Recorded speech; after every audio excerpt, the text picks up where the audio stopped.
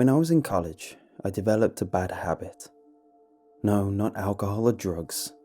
Something far tamer than those. I developed a habit of sleeping in class. You see, it seemed as though every class I had fell right after mealtime. Breakfast, then computer science, lunch, then general biology, dinner, then statistics. As a result, I tended to drift off as the professors lectured. However, it was an incident that occurred during the last class that finally broke me of the habit for good. Most of my classes were held in lecture halls at the Science Center, a large, multi-storied concrete building with little in the way of decor. From the outside, it looked more like a parking garage or a penitentiary than an educational facility. Inside wasn't much better.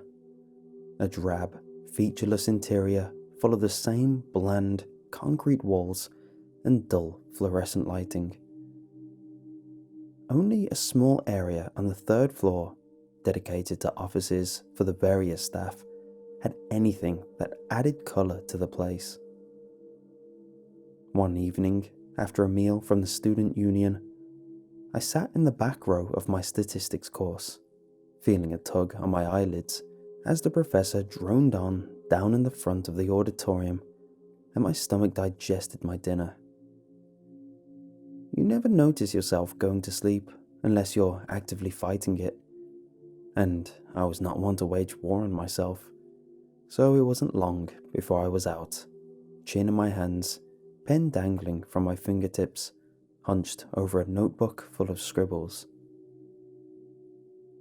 It wasn't unusual for the teacher to notice when someone was snoozing in the middle of a lecture. Half the time it seemed like they didn't care. They're not paid to wake you up after all. If you're not paying attention, they're not going to suffer a pay cut when you flunk out. But some still take a moment to call your name, try to snap you out of it.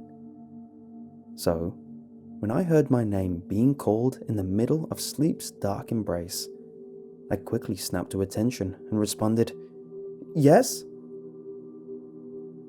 My face got really hot, anticipating the laughter of the other students. But the moment quickly faded as I realized I was sitting alone in a dark and empty classroom.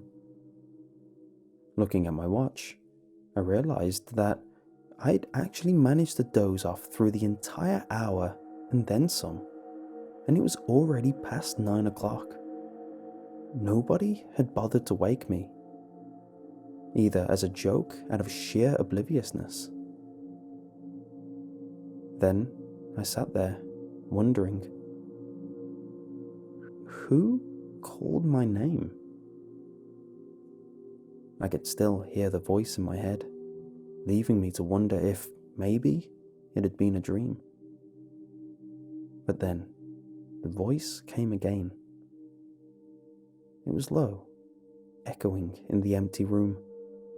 Clearly not my imagination.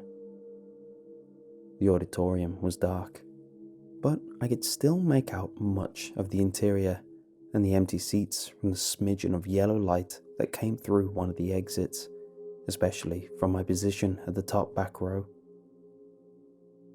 "Hello?" I called out into the empty blackness. Several steps down and to my left, something shuffled, moving along the row of seats. I couldn't see it, but from the sound of it, it seemed to be coming in my direction.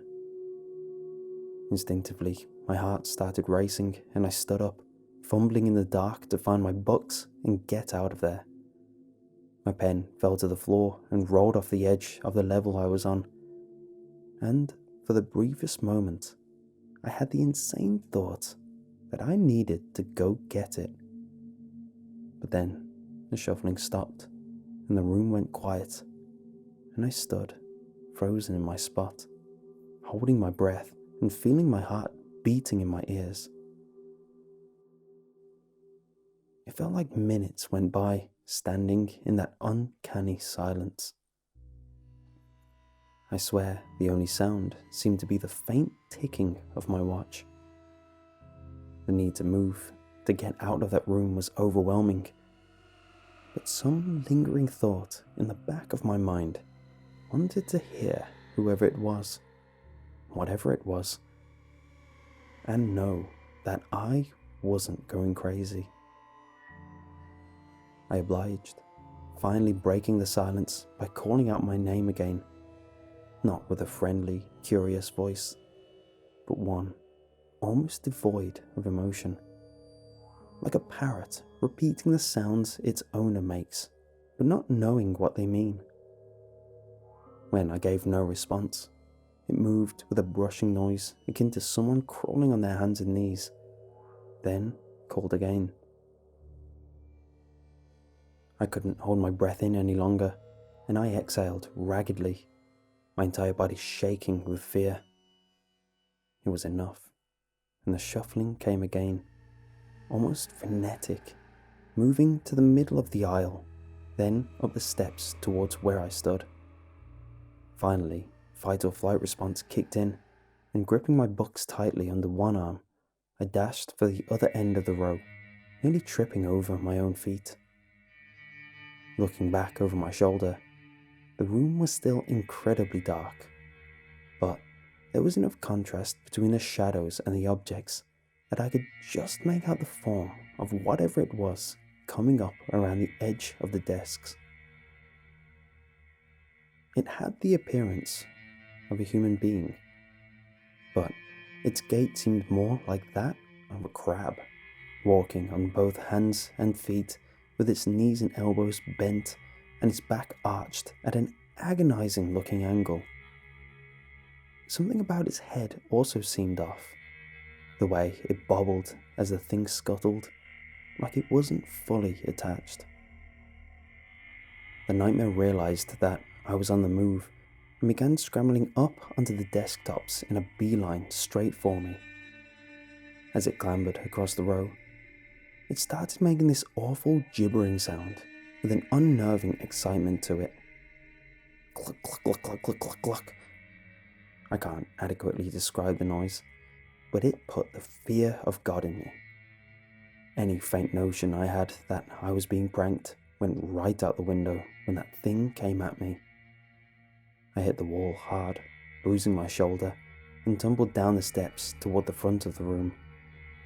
Through sheer determination, I managed to keep myself on my feet and tore out of that classroom without looking back.